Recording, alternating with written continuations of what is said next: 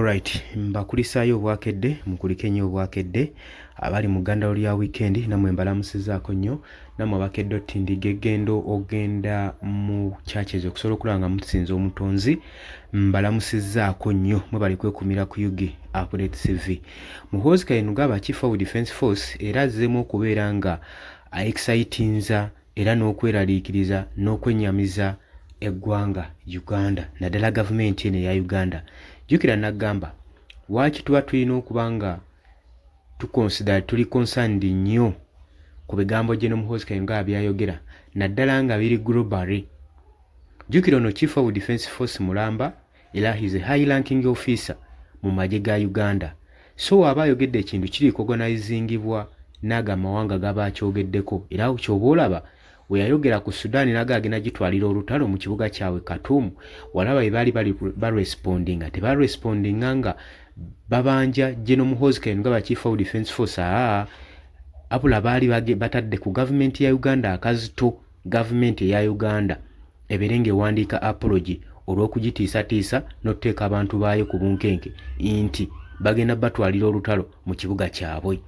Kati ensonga weesito wesobola okulandagga ne zikula mu nsonga ey'okusaagirira newankubadde ye nga Chief of Defence Force ono mutabani wa Mwami Yoweri Kaguta Museveni akitwala nga kinyumo ku mukutu gwe ogwa Twitter okusobola okulaba nga atweetinga agetinga viral ku social media naye kino kirina engeri gye kitattanamu eggwanga Uganda naddala mu nkolagana mu diplomatic partnership n'amawanga ageebunaayira oba oli awo gabeera akozeeko obulumbaganyi ku mukutu ogwa social media. Jjukira nti no ebigambo bino byateekayo bigetinga viral era bikasukibwa wala nnyo. Oli ku Yugi Update TV kosinza oba ng'otuwuliriza gwatana tweyungako kirira wansi wala ekigambo subscribe kikoneko obeere ng'otweyungako. Abali emitala w'amayanja mbalamusizaako nnyo mukulike obwakedde. Kakati kuno omulundi agenze mu maaso n'okuba nga asala eddiiro avuddeyo n'alangirira nga wali omuwagizi wa Putin owa Russia era mu nsonga eno avuddeyo n'agamba n'alondako side n'alagira ddala nti no gavumenti eno eri ku side eya Russia. Mu bigambo bye Chief of Defence Force Muhoozi Kainerugaba biraga engeri gyali concerned ennyo mu lutalo oba mu conflict ezigenda mu maaso wakati wa Ukraine saako n'eggwanga erya Russia.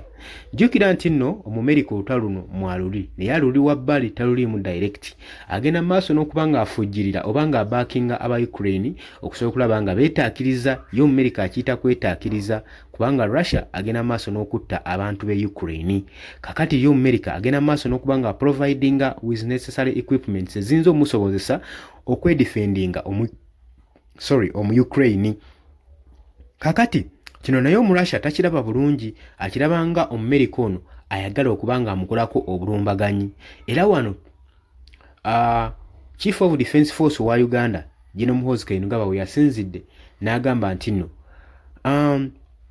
nti Donald Trump wandibadde togenda maaso nnyo na kusindiikiriza nsonga eno na kuyingirira Russia ku federation yaayo kubanga Russia eno just lutalo bali just mu lutalo na Ukraine era ate ffe tumusupportinga ku side emu oba endala olw'ensonga nti nno guno just lutalo era n'agamba aleke kusindiikiriza kuyingirira mu kintu kino aleme kuva mu munywanyi we Putin babeere nga bassa kimu olw'ensonga nti nno singa n'akikola agenda kwekisanga ng'ayingiridde ebizibu bingi nnyo nga birimu 80% bitundu nga 8 ku buli 100 ku byajja sobola kutawuliza. Kati kuno kubadde nga kulabula kwa General Muhoozi Kainerugaba ng'agenda maaso n'okulabula Donald Trump ow'eggwanga erya US.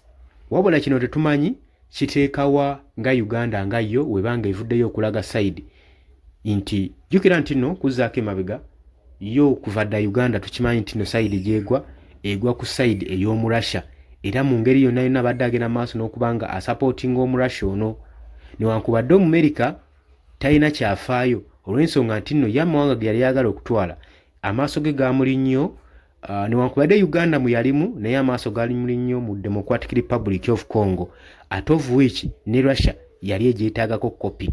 Kakati embiranyi wano weeva gwe mukwano gwange ali eyo ampuliriza. Kakati tulinze tulabe ku ngeri ebigambo bino nga gye byayogeddwamu Nagambye eggwanga libeera ku bunkenge kubanga bino ebigambo by'abayogedde biba bigetinga global wide. Ensi eba ebiraba. Kati simanyi oba kiba kisobola okusanyusa amawanga ag'ebweru okulaba nga Uganda esaze eddiiro nga yeekubidde ku sayidi emu nga bagenda maaso n'okusapootinga omu Russia.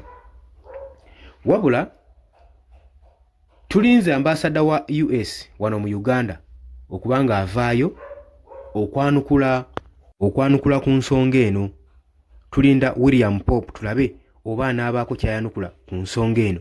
Engeri Muhoozi Kainerugaba gye yageze maaso n'okuwoningamu Donald Trump ng'agenda maaso n'okumutiisatiisa nti ajja kulabako obuzibu ng'ate buli mu bitundu 80 ku 100 singa anaagenda mu maaso n'okuyingirira olutalo luno oluli wakati wa Russia n'eggwanga erya Ukraine. Obadde oli ku Yugi Update TV nga kw'osinza obba ng'otuwuliriza oba likwekuumira ku mayigano. Mbagala nnyo, tujja kuba nga tukomawo.